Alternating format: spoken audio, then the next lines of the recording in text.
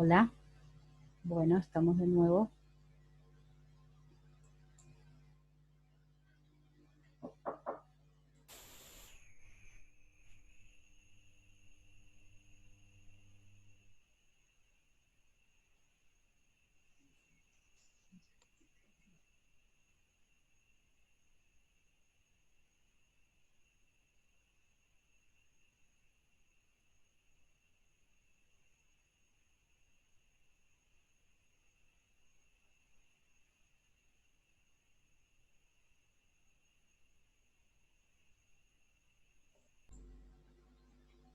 Seguimos entonces con la clase. Eh, Estábamos revisando las consignas del trabajo práctico 11 eh, y les decía, yo ahí puse algunos ejes posibles para hacer el análisis. No es necesario que estén todos presentes, podría ser que no, que ustedes no logren identificar alguna de esas cuestiones. Y está bien, digo, no necesariamente tienen que estar todas esas cuestiones presentes. Y también lo que puede pasar es que ustedes incorporen algún otro elemento que yo no tuve en cuenta ahí al momento de hacer la consigna y que para ustedes es relevante en función de la nota que analizaron. ¿Está bien? Yo les planteo, bueno, es importante entonces que ustedes cuando presenten el recurso que van a analizar, la nota periodística que van a analizar, hagan siempre una contextualización, ¿sí? Mencionen en qué medio está y todo, de hacer referencia, ¿sí? Bien, como bien un análisis detallado. Plantear desde qué lugar se trabaja la información era uno de esos aspectos. Quiénes son las voces en las que se consulta a las que se consulta sobre el tema, los profesionales, los responsables de las empresas, los referentes del Estado, la intencionalidad en el mensaje, ¿sí? Eso es importante. Si la intención que tiene es la de advertir sobre una situación, la de, no sé, vender un servicio, ¿sí? Porque podría ser que encontremos una nota periodística que la desarrolle una compañía que trabaja sobre riesgos laborales, ¿sí? Eh, y bueno, en realidad lo que está planteando es la posibilidad de que se contrate o hacer publicidad sobre esa compañía, ¿no? Podría ser una de las opciones.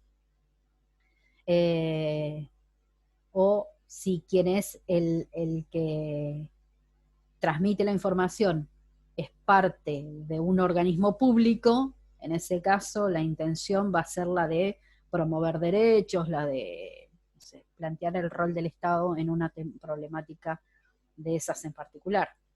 Bien, después, ¿qué seguimiento de la problemática le dio el medio? ¿Sí? Si ustedes plantean esto de un accidente laboral como el de aviación que habíamos hablado, bueno, nada, se nombró una vez y no se nombró más, se hizo toda una cobertura mediática durante toda una semana, o sea, ¿sí? Cómo se construyen los títulos, esto que veíamos hoy, ¿sí? Los títulos, las volandas, si es un título amarillista o que trata de hacer un, un enfoque más concienzudo, digamos, ¿sí? O sea, dejar una opinión y un aprendizaje, una reflexión, ¿sí? Ver esas cuestiones. Eh, ¿Qué otros recursos también acompañan a la información? Fotografías, datos estadísticos, gráficos, leyes, no sé, marcos normativos, los enlaces para seguir profundizando en información, qué intencionalidades, bueno, puede evidenciar el mensaje. Eso ya lo había puesto arriba. Ahora que lo leí. La intencionalidad en el mensaje, y acá abajo puse lo mismo. Bueno, disculpen ahí. Y por último, es que en vista de todo esto que ustedes han podido analizar, teniendo en cuenta también, como siempre, la parte teórica de los textos, realizar una reflexión propia respecto a qué estrategias desde la organización, la empresa, el Estado se pueden mejorar o favorecer para un buen abordaje de la información y el tratamiento de la problemática en los medios de comunicación, tomando en cuenta particularmente el texto que habla de la prevención y los medios de comunicación, que está muy bueno, da muchas puntas como para poder hacer ese análisis.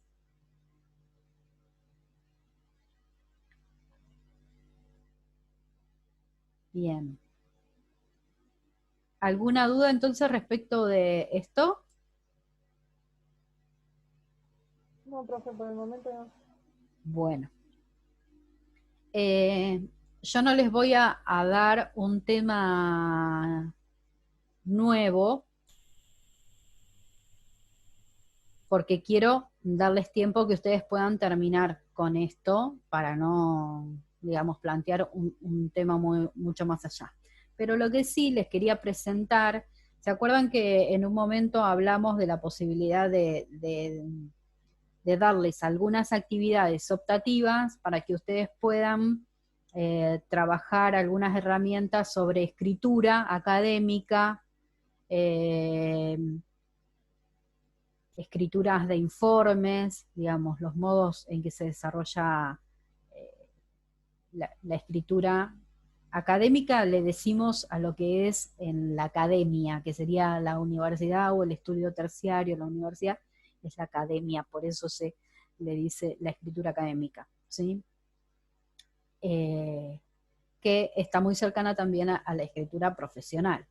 Entonces, los que les traía ahora es el primer bloque, algunas características de un escrito académico, formalidad, objetividad y vocabulario específico.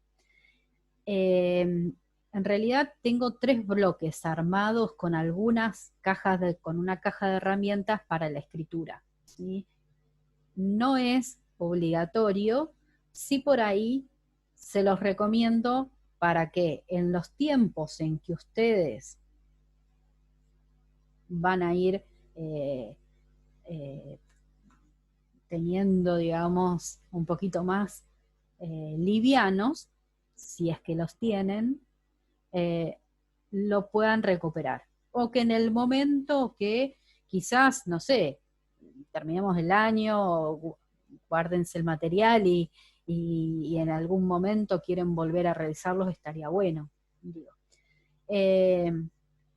Pero les cuento de lo que se trata, ¿sí? Estos bloques de herramientas para la escritura tienen actividades, pero ya les digo, no son obligatorias. Si ustedes deciden hacerlas, estaría buenísimo, me las mandan, las reviso y les hago la devolución.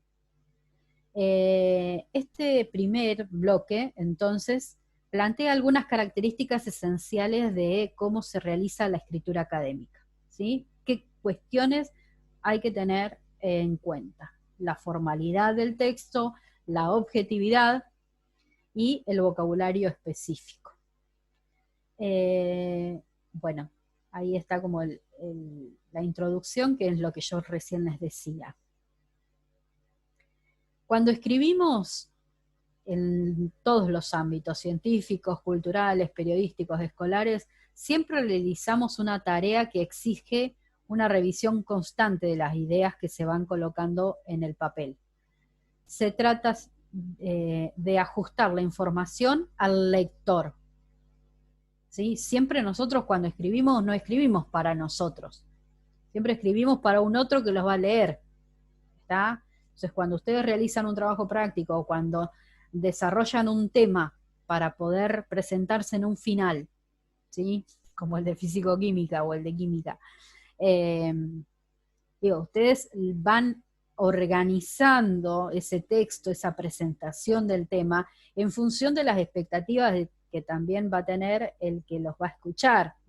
Ustedes saben, ¿no? Bueno, ya conocen las expectativas que tiene el docente respecto de ustedes, porque desarrolló la materia de determinada manera. Entonces, bueno, no, este tema lo tengo que empezar de esta manera, seguir por acá, relacionarlo con tal otro tema de la otra unidad, dar este ejemplo, ¿sí? Bueno, esa organización, esa estructura es particular en lo que tiene que ver con los textos académicos. Se trata siempre entonces de ajustar la información al lector, de organizar las ideas con claridad y en función de un objetivo, de elegir la estructura pertinente del texto, de seleccionar el léxico, o sea, las palabras indicadas, los conectores que permitan leer con simplicidad, entre otras cuestiones. Por eso, escribir es una tarea de cierta complejidad, ¿sí? No es algo sencillo la escritura. Por eso muchas veces empezamos, escribimos y tenemos que volver a revisarlo, volver a retocarlo, ¿sí? Imagínense la tarea de alguien que está escribiendo, por ejemplo, una tesis, ¿sí? Un trabajo final. Ustedes en las tecnicaturas no tienen estas labores de tener que hacer un trabajo final de integración, una tesis, una tesina, como si se realizan en la universidad, por ejemplo, en las licenciaturas. Bueno, esa tarea es una tarea muy compleja en el sentido de que quien está en esa instancia de escritura pasa por todas estas etapas de tener que hacer revisión constante de lo que está escribiendo. ¿Me siguen?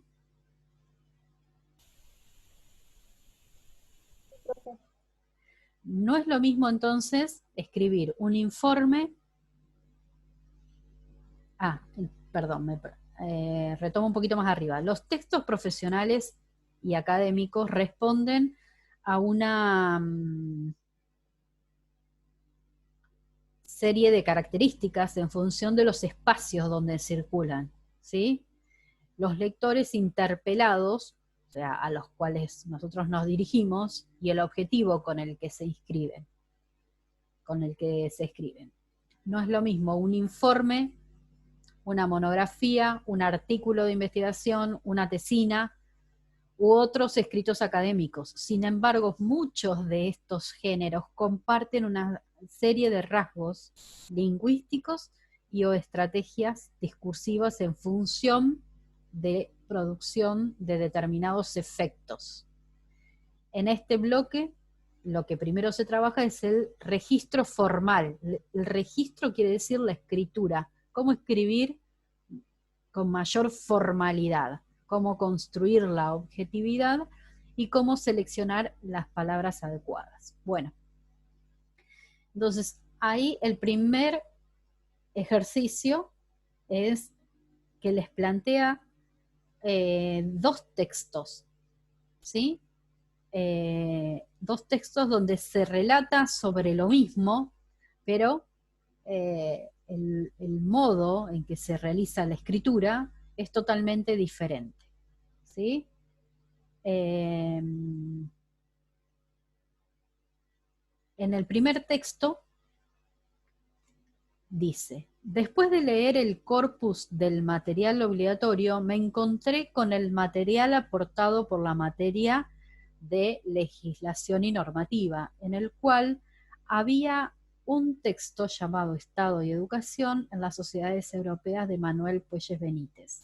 A mi entender, se relaciona bastante con las ideas de Locke y el capitalismo.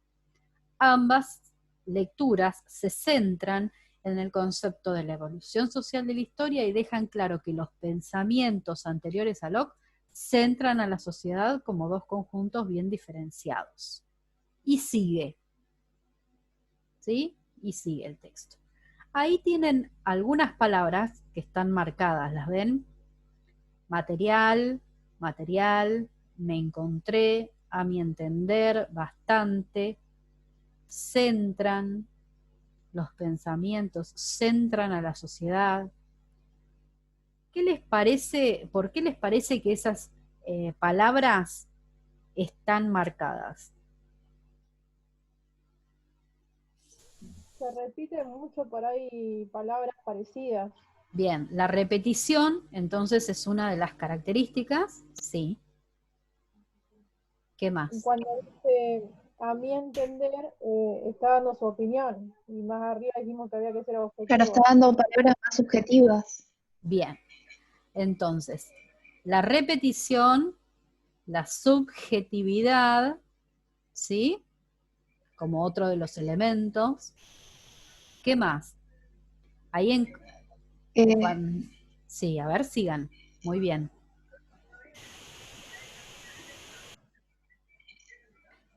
Ahí ustedes hicieron referencias a cuando dice, repite, material, material, centran, y después más abajo dice, centran a la sociedad, todo en un mismo párrafo, sí. ¿sí? Perfecto.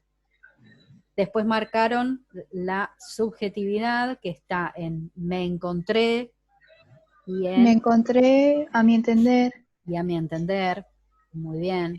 y bastante también, porque puede ¿Por qué ser que otra persona, bastante?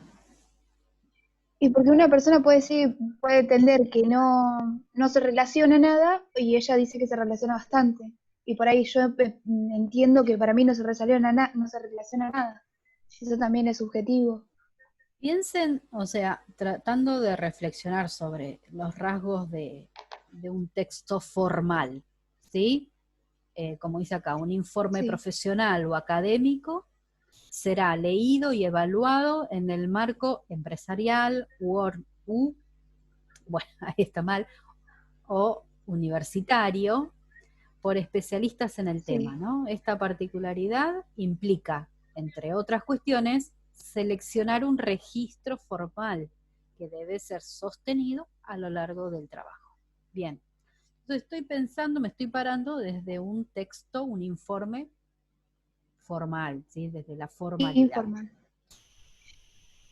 Si yo tengo que hacer ese análisis formal eh, y pongo la palabra bastante, ¿es O me encontré. preciso o es impreciso la palabra bastante?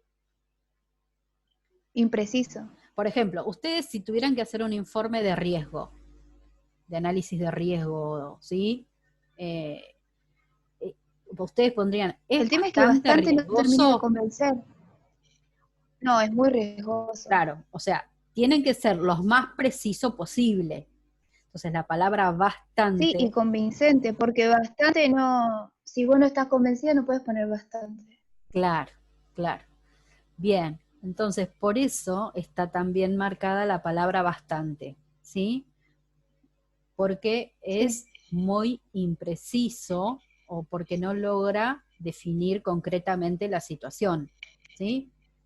O es sí, sí. perjudicial o no es perjudicial, es bastante perjudicial. Bueno, ¿qué es bastante? ¿Cómo o sea, cómo se descifra la palabra bastante? Para mí bastante puede ser Pero una ¿cómo cosa, se mide? para otro puede ser otra cosa. Bastante, es muy Sí, subjetivo, sí, sí. ¿no? Bien, Sí, entonces sí, sí, estas bastante dos es una palabra subjetiva. características, claro, estas dos características, la repetición y la subjetividad, son dos elementos importantísimos que tenemos que tener en cuenta al momento de un armado de un texto académico o profesional, ¿sí? Nunca Sí. nos podemos nosotros meter dentro del texto. Siempre tenemos que lograr que la escritura sea lo más objetiva posible, ¿sí? Sí, sí, sí. Bien, leamos Sí, lo más clara. lo más clara, perfecto. Fíjense en el texto 2 que dice acá. Va a hablar del mismo tema, pero veamos cómo lo hace. Es posible establecer relaciones entre las ideas de John Locke y las que desarrolla Manuel de Puelles Benítez en su artículo Estado y Educación en las Sociedades Europeas. Este último, retomando el concepto de evolución social de la historia, hace referencia a un momento histórico preliberal, sigue. ¿Sí? Fíjense que en ningún momento hay ningún elemento subjetivo en cómo va planteando el tema. No dice, No, y es muy para formal. mí, claro. Es todo lo contrario. Además, es formal porque cita muchos autores y da una convicción con palabras encontradas en el texto. Bien, bien, bien. Y siempre va haciendo, va recuperando en esa formalidad, por ejemplo, este último, ¿sí? O sea, Manuel Sí, Puelles Benítez, retomando el concepto, ¿sí? Va jugando antes. ahí con las palabras, estableciendo nexos, ¿sí? Pero desde una manera mucho más formal, ¿sí? Bueno, dos de las características entonces Sí, sí. importantes. ¿Cómo van las otras compañeras? ¿Qué les parece esta temática de abordar? ¿Les interesa o no? Si no, dejamos acá. Profe, no, está bueno, aparte, Bueno, está bueno y cortaron ahí. Bueno, en esta actividad lo que les pide es comparar esos dos textos y establecer a partir de distintos ítems algunas conclusiones, ¿sí? Que serían a completar en el cuadrito. Sí. Por ejemplo, pensando siempre en relación al texto 1 y al texto 2, ¿cuál sería un lugar de circulación posible de un texto de menor formalización y de un texto de mayor formalización? ¿Qué ámbito sería el de circulación? ¿En qué lugar ustedes pueden encontrar un texto de mayor formalización? ¿En qué lugar, en qué espacio, así, una empresa, ponele? Sí, puede ser, un ámbito de circulación puede ser un ámbito geográfico o también puede ser, por ejemplo, eh, no sé, un seminario, una Una revista capacitación. claro, una revista de investigación, esos son lugares posibles de circulación. Claro, menor formalización sería la capacitación. Bien, Por ahí claro, con algunos trabajadores. Y mayor formalización sería alguna, eh, no sé, yo, alguna conferencia que sea, ponerle en Buenos Aires, y después si nosotros, por fuera ejemplo, alguna a reunión veces, textos con... escritos, si lo pensamos desde textos escritos, un texto de menor formalización, ¿dónde podría circular? Un texto de menor formalización. ¿Dónde piensan ustedes por que podría? email, puede ser, la plataforma, ponerle, Bien, bien, como por ejemplo, un intercambio entre un docente y un estudiante, y un ¿no? alumno. Exacto. Claro, como el foro, Y el mayor foro. formalización sería las noticias o que nos tiene el director, puede ser. sí, sí, por ejemplo, eh, está bien. O también, por ejemplo, pensando ya en un espacio o en un lugar de circulación de un texto de mayor formalización, por ejemplo, no sé, en una ponencia, ¿sí? En una investigación, por ejemplo, ahí sería un texto de mayor. Sí, o la circular que sacó el intendente para la fase 4. Claro, bueno, por ejemplo, para tratar de no dar nada digamos, que no quede nada Por salir. fuera o a Que libre quede al azar, sí, al interpretación, azar. ¿no? Sí, sí. Bien. Sí, sí, un comunicado a la sociedad. Bueno, ahí también, en lo que ustedes dijeron, ahí estamos hablando de los distintos destinatarios, si fueran estudiantes, si fueran otros trabajadores o profesionales, una empresa, ¿sí? Eh, persona gramatical que enuncia. ¿Qué es la persona gramatical que enuncia? ¿Qué entienden por ¿Eso eso? si está en primera, segunda o tercera persona? Sí, No, claro. tiene que ver con eso. O Sí, sea, sí. y eso va a depender, depende a quién va dirigido, Bien, ¿o pero no, la profe? persona gramatical que enuncia, si yo digo como acá en el texto 1, a mi entender me encontré con el material, a mi entender se relaciona bastante. Claro, está en primera persona, pero no, o sea, ¿Es ahí de está dando su menor o opinión. O sea, mayor formalización? claro, tiene menor Menor. formalización. Claro, ¿sí? En el otro texto donde yo Sí, estoy sí. hablando en tercera persona o impersonal, que no es lo mismo tercera O persona impersonal, sí. que impersonal, es posible establecer relaciones entre las ideas de Locke. Es posible. Si yo pregunto, ¿quién está hablando? ¿Quién está diciendo? Es impersonal, no lo dice el, Juan que escribió el texto, ¿se entiende? Tampoco está hablando nosotros, sino que está utilizando la persona gramatical, el impersonal, digamos. Bien, y así, ¿sí? Se siguen distintos puntos que podríamos analizar. La presencia de léxico o palabras inespecíficas, obviamente que eso en un texto de menor formalización. Bien. ¿Podemos hacer una pausita? Ya vengo. Dale, dale.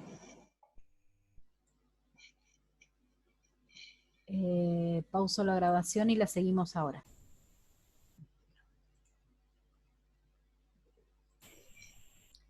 Bien. Bueno, digo, fíjense si quieren, como actividad o para revisar, este ejercicio de poder ir completando el cuadro. Otro de los aspectos que les decía era, pregunta, ¿cuál es la presencia del léxico inespecífico? O sea, de palabras que no son específicas para... ay, se me fue. Acá. De palabras que son adecuadas a utilizar en ese texto, el orden de las oraciones, ¿sí? O sea, cómo se realiza la estructura del texto, eso también es muy importante para la formalización, ¿sí? Comenzar con una estructura, por ejemplo, de informe que debe responder a una introducción, una fundamentación y justificación, un desarrollo y conclusiones, esa estructura básica, por ejemplo, ¿sí? eh, Tiene que ser respetado y cuanto más formalidad tiene que tener el texto o según el ámbito que sea, por ejemplo, sabemos que las estructuras de un informe técnico tiene ya una estructura determinada y particular. No puedo empezar el informe dando las conclusiones. Sí, se supone que obviamente tenemos que hacer referencia primero a cuáles fueron las problemáticas detectadas y a partir de ahí, bueno, después de todo ese desarrollo, se plantearán las acciones a seguir en función de eso, o las mejoras recomendadas. Bien, las repeticiones innecesarias que obstaculizan la lectura, por ejemplo, ese es otro de los elementos. Bueno, luego vienen otros tipos de ejercicios, pero que están vinculados, por ejemplo, al tema de la objetividad. Y hay dos frases. La primera dice, la seguridad del sector metalúrgico en Olavarría parece aún un ámbito a desarrollar, como un puente a construir por su escaso desarrollo. ¿Qué elementos, pregunta, en esa frase ustedes encuentran que no plantean demasiada formalidad?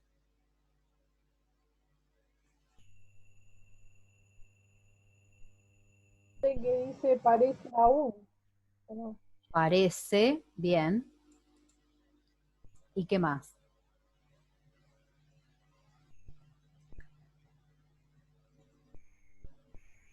Fíjense que hay...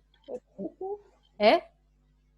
La parte que dice por su escaso desarrollo, la palabra escaso, digamos. Sí, escaso también es bastante indeterminante, digamos. Pero fíjense que utiliza también una figura retórica como un puente a construir, ¿sí? Imaginen que ustedes están redactando